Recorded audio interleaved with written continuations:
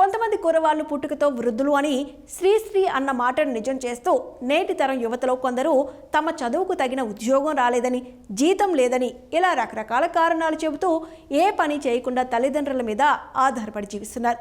మరికొందరు నిరాశతో ప్రాణాలను అర్ధంతరంగా ముగిస్తున్నారు కూడా.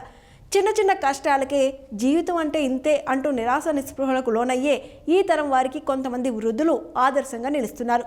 వయస్సుతో సంబంధం ఏముంది, పని చేయాలనే ఉత్సాహం, చేసే పని మీద శ్రద్ధ, గౌరవం ఉంటే చాలు అని చెబుతున్నారు.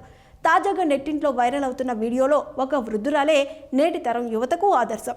ఒక బామ్మ పెట్రోల్ బంక్లో పనిచేస్తూ జీవనం సాగిస్తోంది.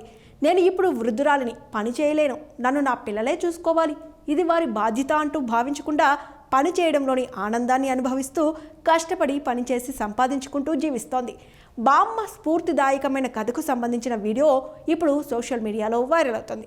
చాలామంది సీనియర్లు వయస్సు కేవలం ఒక సంఖ్య అని నిరూపిస్తూనే ఉన్నారు. జీవితంపై ఆసక్తి, పని చేయాలనే ఉత్సాహం ఉంటే చాలు, ఏ పని చేయాలన్నా కష్టం కాదు. అలాగే కేరళలో 70 ఏళ్లు దాటిన ఓ బామ్మ కూడా వయస్సు పని చేయడానికి అడ్డు కాదని నిరూపించింది.